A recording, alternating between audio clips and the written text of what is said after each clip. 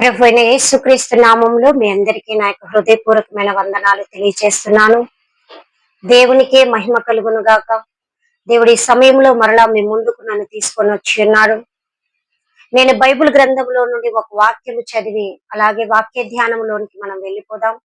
మనందరికీ చాలా సుపరిచితమైన వాక్యాన్ని నేను చదవబోతున్నాను. మార్కు సువార్త 11వ అధ్యాయము 24వ వచనం. బైబిల్ గ్రంథంలో నుండి మార్కు సువార్త 11వ అధ్యాయము 24వ వచనము. నేను చదువుతాను, అందరు జాగ్రత్తగా వినండి. ప్రార్థన చేయునప్పుడు మీరు అడుగుచున్న వాటి నెల్లను పొందియున్నామని నమ్ముడి, అప్పుడు అవి మీకు కలుగునని మీతో చెప్పుచున్నాను. హల్లెలూయా, హల్లెలూయా. మనం ప్రతిరోజు దేవుని సన్నిధిలో ప్రార్థన చేస్తూ ఉంటాం. ప్రతి దినము, ప్రతి సమయము మనకి ఏది కావాలన్నా మనం దేవుణ్ణి అడుగుతా ఉంటాం. మనం ప్రార్థన చేస్తూ ఉంటాం. అయితే ఇక్కడ దేవుని యొక్క వాక్యము సెలవిచ్చుచున్నది ఏంటంటే, మీరు ప్రార్థన చేయు వాటన్నిటినీ మీరు పొందియున్నామని నమ్ముడి, అప్పుడవి మీకు కలుగునని మీతో చెప్పుచున్నాను. హల్లెలూయా. ఎంత గొప్ప మాట దేవుడి మనకు జ్ఞాపకం చేస్తున్నాడో చూడండి.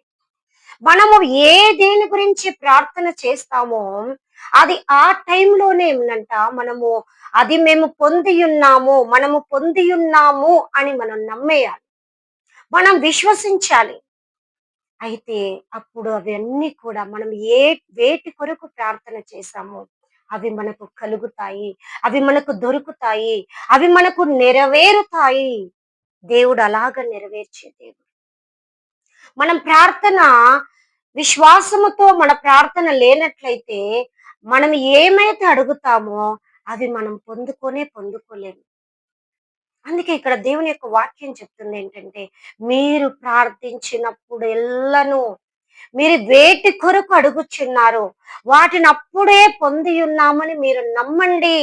మనం నమ్మాలి. ప్రభువా, ఇది నాకు ఇచ్చిచున్నందుకే నీకు వందనాలు ప్రభువా. విశ్వాసము, నమ్మిక, ఈ నమ్మికతో మనం ప్రార్థన చేస్తే దేవుడు మనం అడుగు వాటినెల్లను మన జీవితంలో ఆయన నెరవేర్చడానికి సమర్థుడైన దేవుడు. ఆయన ఆశ్చర్యకరుడు. ఆయన కార్యములు ఆశ్చర్యములు, ఆయన కార్యములు అద్భుతములు ఆయన చేయడానికి సిద్ధంగా ఉన్నాడు. కానీ మన ప్రార్థన ఎలాగుంది? నేను అడిగే దానిని నేను పొంది ఉన్నాను, దేవుడు నాకు ఇస్తాడు. Blindly we should believe it. అందుకే హెబ్రీ పత్రికలో ఉంది, విశ్వాసం అనున్నది నిరీక్షింపబడు వాటి యొక్క నిజ స్వరూపము, అదృశ్యమై ఉన్నవనుటకు రుజువునై ఉన్నది అని అంటారు. ఎస్, విశ్వాసం అనేది నిరీక్షింపబడు వాటి యొక్క నిజ స్వరూపం. అది మనం నమ్మేయాలి. ప్రభువా, నాకు ఇది చేయబోతున్నావు, నువ్వు చేస్తున్నావు, చేసినందుకు నీకు వందనాలు. నేను ఈ వాక్యానికి ఒక ఉదాహరణగా ఒక గొప్ప దైవజనుని నేను మీ ముందుకు తీసుకురావాలనుకుంటున్నాను. తనంటే ప్రపంచ దేశాలంతా ఇష్టపడే ఒక దైవజనుడు. ఆయనే భక్త్ సింగ్ గారు. ఆ యొక్క భక్త్ సింగ్ గారు, ఆయన యొక్క చరిత్రను మనం చూస్తే నిజంగా ఆయన కేవలం ప్రార్థన ద్వారా ఎన్నో అద్భుత కార్యాలు ఈ యొక్క సమాజంలో విశ్వాసుల పట్ల, సంఘము పట్ల, ఆత్మీయ జీవితంలో తను ఎన్నో జరిగించాడు. ఒకసారి ఆయన యొక్క హెబ్రోన్ సంఘములో ప్రతి సంవత్సరం వాళ్ళు ఉపవాస ప్రార్థనలు వాళ్ళు జరుపుకుంటారు. అయితే ఒక సంవత్సరం అంట 3 రోజులు ఉపవాస ప్రార్థనలు వాళ్ళ సంఘంలో ప్రకటించారు. అయితే ఆ ఉపవాస ప్రార్థనలకి దాదాపు 5,000 మంది ఆ యొక్క ఉపవాస ప్రార్థనలకు హాజరయ్యారు. ఒకటో రోజు అయిపోయింది, రెండవ రోజు అయిపోయింది, మూడవ రోజు మధ్యాహ్నం వరకే కూడిక ముగించాలి. ఈ యొక్క ఆరాధన అయిపోయిన వెంటనే, ఉపవాసకు ప్రార్థన అయిపోయిన వెంటనే సంఘానికి వచ్చిన వారందరికీ నేను తృప్తిగా భోజనం పెట్టాలి అని వారు అనుకున్నారు. మొదటి రోజు, రెండవ రోజు అయిపోయింది, మూడో రోజు ఆరాధన స్టార్ట్ అయింది. భక్త్ సింగ్ గారితో ఉన్న సా కో పాస్టర్స్ అందరూ వచ్చి అంటున్నారంట భక్త్ సింగ్ గారి దగ్గరికి, అయ్యా, ఈ రోజు చివరి దినం, మధ్యాహ్నంకంతా కూడిక ముగించబడుద్ది, 5,000 మంది పైన ఉన్నారు ఇక్కడ, మరి ఎలా వారికి భోజనం? మన దగ్గర డబ్బులు లేవు, ఏం లేవు. ఏం చేద్దాం? అంటే దేవుడే చూసుకుంటాడు అని చెప్పి భగత్ సింగ్ గారు ఆ మాట చెప్పారంట. ఉపవాస కూడిక ప్రారంభమైంది. ఆ రోజు ఒక దైవ సేవకుడిని వారు ఆహ్వానించారు. అయితే ఆ సేవకుడు వాక్యాన్ని బోధిస్తా ఉన్నాడంట. ఈ భగత్ సింగ్ గారు మాత్రము ప్రార్థనలో ఉన్నాడు. ఈ యొక్క పాస్టర్స్ అందరూ మరలా వచ్చి అడుగుతున్నారు. అయ్యా! మరి దేవుడు ఏమైనా సహాయం చేస్తున్నాడా? ఏం చేయాలి? ఇంకొద్దిసేపయితే మరి ఆరాధన ముగించబడుద్ది. భోజనాలు ఎలాగా? అనంటే దేవుడు చూసుకుంటారు. మీరేం టెన్షన్ పడొద్దండి. 10 అయిపోయింది. 11 అయిపోయింది. 12 గంటలకి మరలా ఈ పాస్టర్స్ అందరొచ్చి, పరిచారకులొచ్చి, అయ్యా! పని వాళ్ళు చెప్పారు. ఇంకో గంట తర్వాత మేము వంటే చేయలేము. ఇన్ని మందికి మేము వంట చేయలేము. మేము వెళ్ళిపోతున్నామని చెప్పండి అని చెప్పేశారు. ఆరాధన వాక్యం స్టార్ట్ అయిపోయింది. వాక్యం జరుగుతా ఉంది. భగత్ సింగ్ గారు ప్రార్థనలో ఉన్నారు. ఈ యొక్క పరిచారకులందరికీ టెన్షన్ ఎత్తుకునింది. ఏం చేయాలి? ఇంకో గంట అయితే భోజనాల టైం. ఇంతవరకి ఫుడ్ లేదు. డబ్బులు లేవు. బియ్యం లేవు. ఏం లేదు. ఏం చేయాలి? ఏం చేయాలి? ఏం చేయాలని వీరు భయపడుతున్నారు. కానీ భగత్ సింగ్ గారు దైవజనుడి ముఖములో భయము లేదు. వణుకు లేదు.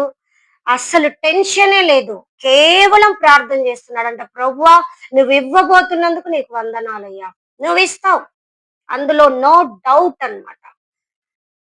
అని చెప్పి ప్రార్థన చేసేసారు. కరెక్ట్‌గా 1:30, 2 గంటల ప్రాంతములో పెద్ద లారీ ఆ యొక్క సంఘం ముందుకొచ్చి ఆగిపోయిందంట. ఆగి ఆ గేట్ దగ్గరే ఒక వ్యక్తి దిగి లోపలికొచ్చి, "ఇక్కడ భగత్ సింగ్ గారంటే ఎవరు?" అని అడిగితే అప్పుడు భగత్ సింగ్ గారు బయటకొచ్చి, "నేనే భగత్ సింగ్ గారిని. ఏంటి?" అనంటే, "అయ్యా! మా యొక్క యజమాని ఈ యొక్క భోజనమంతా ఇక్కడ చాలా మంది జనాలున్నారని ఆయన విని ఇక్కడికి భోజనాలు పంపించారు. అదిగో నా వెనక ఆ యొక్క యజమాని వస్తా ఉన్నాడు. సో, ఈ భోజనాలు మీకే" అని చెప్పారంట. అవునా? దేవునికి స్తోత్రం. ముందు అందరిని కూర్చోబెట్టేయండి. 5,000 మందిని కూర్చోబెట్టేసినారు. ఫుడ్ సర్వ్ చేయబడతా ఉంది. వడ్డిస్తా ఉన్నారు. వడ్డిస్తానే ఉన్నారు. మామూలుగా ఈ సంఘంలో హెబ్రోన్ సంఘంలో అన్నము, పప్పు, సాంబారు, రసం చేసి చివరిగా ముగిస్తారు. కానీ ఆ రోజు ఆ సంఘంలో బియ్యం లేవు, కూరగాయలు లేవు, డబ్బులు లేవు. అయినా కూడా చికెన్ బిర్యానీలు, మటన్ బిర్యానీ, రకరకాల వంటలు ఆ యొక్క 5,000 మంది పైగా ఉన్న జనాంగానికి సర్వ్ చేయబడతా ఉంది. అప్పుడు ఆ యజమాని వచ్చి భగత్ సింగ్ గారితో మాట్లాడుతున్నాడంట. అయ్యా! ఈ భోజనాలు పంపించింది నేనే. అవునా? రా లోపలికి, నేను నీతో మాట్లాడాలని చెప్పి భగత్ సింగ్ గారు ఆయన్ని లోపలికి తీసుకొనెళ్ళి, ఏం జరిగింది అని అడిగితే, అయ్యా! ఈరోజు నా కూతురి పెళ్లి. మేము చాలా ధనవంతులం. Belongs to one richest family. అనుకోని రీతిగా నా కూతురి పెళ్లి ఆగిపోయింది. పెళ్లి కుమారుడు లేడు. సో, పెళ్ళికొచ్చిన వారందరూ బాధతో వెళ్ళిపోయారు. నన్ను ఓదార్చారు. బాధపడకండి, ఏం పర్వాలేదని చెప్పి ఓదార్పు మాటలు చెప్పి అందరూ ఎక్కడ వాళ్ళు అక్కడ వెళ్ళిపోయారు. ఎవ్వరు భోజనాలు చేయలేదు. పెళ్లి ఆగిపోయిందనే బాధలో ఎవ్వరూ చేయలేదు. భోజనం తినలేదు. ఈ భోజనం అంతా ఏం చేయాలని చెప్పి నేను ఆలోచిస్తున్నప్పుడు నాకు మీ గురించి వినపడింది. ఇక్కడ ఏదో ప్రార్థన జరుగుతుంది. అక్కడ చాలా జనాలున్నారని నేను విన్నాను. అందుకే ఈ భోజనం తీసుకొనొచ్చాను అన్నప్పుడు ఆ భగత్ సింగ్ గారు దైవజనుడు, బాధపడకు. మీరు బాధపడనే వద్దు. నేను నీ కూతురు గురించి, మీ గురించి నేను ప్రార్థన చేస్తాను. దేవుడు ఇంతకన్నా గొప్ప సంబంధాన్ని నా బిడ్డకిస్తాడు అని చెప్పి ప్రార్థన చేసి పంపించేసినాడంట. నిజంగా వారందరూ తృప్తిగా భోజనం చేసి అంత హ్యాపీగా ఇళ్ళలోకి వెళ్ళిపోయారు. ఒక నెల తిరగకుండానే అదే ఏ పెళ్ళైతే ఆ బిడ్డ పెళ్ళి ఆగిపోయిందో అదే ఆ అమ్మాయికి గొప్ప సంబంధం వచ్చి పెళ్లి చేశారండి. భగత్ సింగ్ గారు ఆ దైవజనుడు బియ్యం లేవని టెన్షన్ పడలేదు. కూరగాయలు లేవని టెన్షన్ పడలేదు. ఈ డబ్బులు లేవని టెన్షన్ పడలేదు. ఇన్ని 5,000 మంది వచ్చినా, 10,000 మంది వచ్చినా నా దేవుడు ఈ ఆరాధన అయిపోయే వరకు సహాయం చేస్తాడు అని నమ్మాడు. అందుకే ఇక్కడ దేవుని యొక్క వాక్యం చెప్తుంది, ప్రార్థన చేయనప్పుడు మీరు అడుగు వాటి నెల్లను పొంది ఉన్నామని నమ్ముడి, అప్పుడు అవన్నీ మీకు కలుగుతాయి. ఎస్, హల్లెలూయా. ఈ దైవజనుడు టెన్షన్ పడకుండా విశ్వాసముతో దేవుని సన్నిధిలో ప్రార్థన చేస్తున్నాడు. మధ్యాహ్నం భోజనం ఆరాధన అయిపోయే టైం వరకు కూడా వాళ్ళ దగ్గర ఏ వంటలు లేవు, ఏమీ లేదు. టెన్షన్ పడుతున్నారు పరిచారకులందరూ, ఏమీలా. కానీ దేవుడు శ్రేష్టమైన భోజనాన్ని 5,000 మంది పైగా ఉన్న జనాంగానికి, ఆ యొక్క జనం తృప్తిగా భోజనం చేసి వారు వెళ్ళిపోయారు. హల్లెలూయా. బైబిల్లో కూడా మనం చూస్తాం, 5,000 మంది పైన పురుషులు, స్త్రీలు, పిల్లలు అంతా కలిపి ఎన్నో వేల మందికి దేవుడు 5 రొట్టెలు 2 చేపల్ని ఆకాశానికి ఎత్తి వాటిని ఆశీర్వదించి విరిచి పంచి పెట్టినప్పుడు వచ్చిన వారందరూ తృప్తిగా తిన్న తర్వాత 12 గంపలు మిగిలాయని మనం వాక్యంలో చూస్తాం. దేవుడు ఆశీర్వదించే దేవుడు. విశ్వాసముతో మనం ఏది అడిగినా దేవుడు మన జీవితంలో అది మనకు కలుగ చేసే దేవుడు. మనం విశ్వాసం ఉంచాలి. నేను అడిగేది నాకు ఇస్తున్నావు ప్రభువా, నువ్వు ఇచ్చినావు, అంతే. I have no doubt about it. నేను ఫిక్స్ అయిపోయినాను, నువ్వు ఇచ్చావు, అంతే. నువ్వు ఇస్తావు, నువ్వు ఇచ్చేయడానికి సమర్థుడవు, నువ్వు బలవంతుడైన దేవుడవు, మహా పరాక్రమం గల బలాఢ్యుడైన దేవుడవు నీవే గదయ్యా. నీవు తప్పక నాకెవరున్నారు ఇవ్వడానికి, నువ్విస్తావు, అంతే. అలాగ మనం దేవుని సన్నిధిలో విశ్వాసముతో నమ్మికతో మనం ప్రార్థన చేస్తే మనకు అసాధ్యమైందంటూ లేదా కలగలేనివంటూ ఏమీ ఉండవు. అలాగ భక్త్ సింగ్ గారు తన యొక్క సేవ జీవితంలో ఎన్నో అద్భుతాలు చేశారు, ఎన్నో అద్భుతాలు చేశారు. కేవలం విశ్వాసం ద్వారా, కేవలం ప్రార్థన ద్వారా. ఆయన యొక్క రూమ్ లో ఆయన ప్రార్థన చేసే మ్యాట్ చాప చినిగిపోయే స్థితిలో ఉండేదంట. ఆయన ప్రార్థన చేసి లేచి వచ్చినాక తన దగ్గర ఉండేవారు పరిచారు నెమ్మదిగా తన ఫోల్డ్ చేసి పెట్టేవారు. అంతగా ఎన్ని గంటలు తరబడి దేవుని సన్నిధిలో ఆయన ప్రార్థన చేసేవారు. గంటలు గంటలు ప్రార్థనే, రాత్రంతా ప్రార్థనే చేస్తారు. ఖాళీ ఉన్న సమయం అంతా ఆయన ప్రార్థనలోనే గడిపే గొప్ప దైవజనుడు. అలాంటి గొప్ప దైవజనుని మనం ఈరోజు జ్ఞాపకం చేసుకుంటున్నాం. వై? బికాస్ ఆయన ప్రార్థన చేసే ప్రతిదీ నేను పొంది ఉన్నాను అని ఆయన నమ్మే వ్యక్తి, ఆయన విశ్వసించే వ్యక్తి. మన యొక్క విశ్వాస జీవితంలో మనం ఎలా ఉంటున్నాం?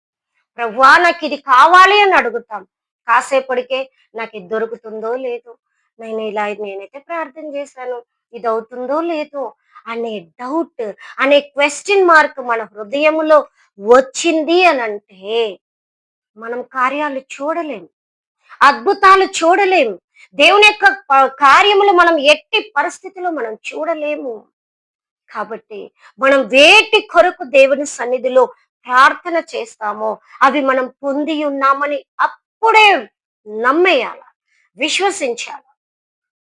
దేవుడు ఖచ్చితంగా మనం అడుగు వాటిలను అడిగిన ప్రతి దానిని దేవుడు మనకు అనుగ్రహించడానికి సిద్ధంగా నించుని ఉంటాడు, సిద్ధంగా నించుంటాడు. దేవుడు అంటాడు, ప్రయాసపడి భారం మోయిచున్న సమస్త జనులారా నా యొద్దకు రండి, నేను మీకు విశ్రాంతిని కలుగ చేస్తాను. మనం భారం మోసుకుంటూ తిరగాల్సిన పని లేదు. మన భారాన్ని యేసయ్య పాదాల చెంత పెట్టినప్పుడు ఆయన మనకు విశ్రాంతిని ఇస్తాడంట, మనకున్న భారాన్ని తీసేస్తాడంట. మనం వేటిని అడిగితే అవి మనకు అనుగ్రహించి మనకు విశ్రాంతిని అనుగ్రహించే దేవుడు. మన ప్రార్థన ఎలాగుంది?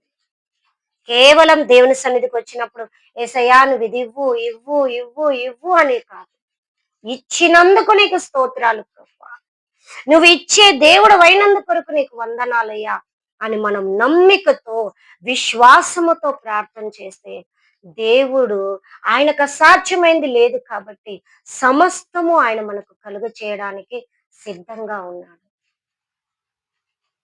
కాబట్టి మన ప్రార్థన ఎలాగుంది? ఏదో అడుక్కునేవారు మనం ఇంటి ముందుకొచ్చి భిక్షగాళ్ళు, అమ్మా ఇంత అన్నం పెట్టమ్మా అని. అదే కుమారుడైతే, మా నాకు ఆకలేస్తుంది అన్నం పెట్టు.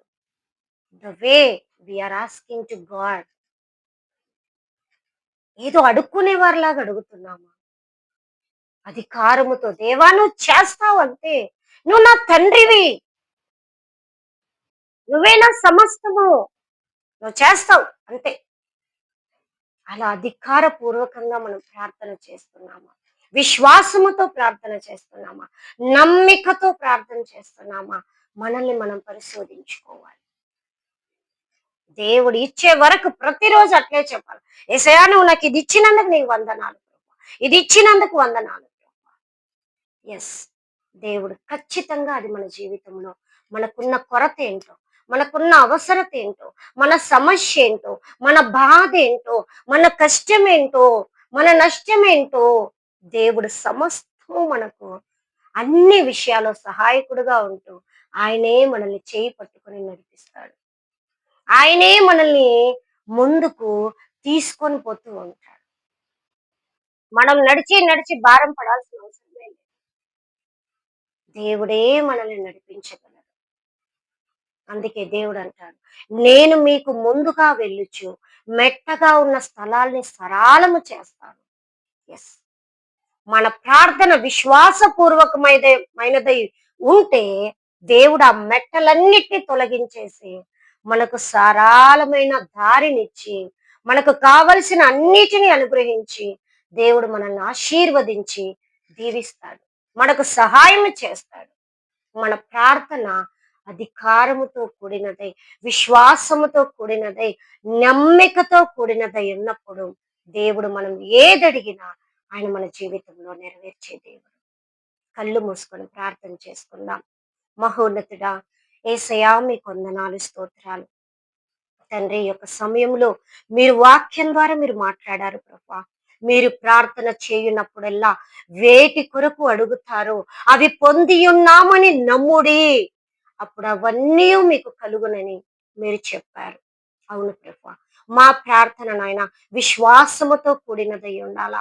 మేము వేటి కొరకు ప్రార్థిస్తామో అప్పుడే అవి మేము పొంది ఉన్నామని నమ్మాలి ప్రభా. విశ్వసించినప్పుడు మా జీవితంలో మీరు గొప్ప ఆశ్చర్య అద్భుత భీకరమైన కార్యాలు జరిగించడానికి మీరు సిద్ధంగా ఉండే దేవుడు. మేము అనుమానాలతో కూడిన ప్రార్థనగా ఉండకూడదయ్యా, అవిశ్వాసముతో కూడిన ప్రార్థనగా మాది ఉండకూడదు నాయన. విశ్వాస సహితంగా మా ప్రార్థనలు ఉన్నప్పుడు మీరు మమ్మల్ని అన్న తండ్రి మాకు కావలసిన వాటన్నిటిని అనుగ్రహించి ఆశీర్వదించే దేవుడవని మేము తెలుసుకుంటున్నాం. ఇక నుండి ప్రభు మా ప్రార్థన నాయన విశ్వాసముతో కూడిన ఉండినట్లుగా మీరే సహాయమును దయచేయండి రాజా. ఈ యొక్క వాక్యము మా ఆత్మీయ జీవితాలకు మేలు కలుగునట్లుగా మీరే సహాయమును దయచేయమని యేసు నామంలో ప్రార్థించడి వేడుకుంటున్నాం తండ్రి. ఆమేన్, ఆమేన్. దేవుడి యొక్క వాక్యమును ఆశీర్వదించి దీవించునుగాక. ఆమేన్.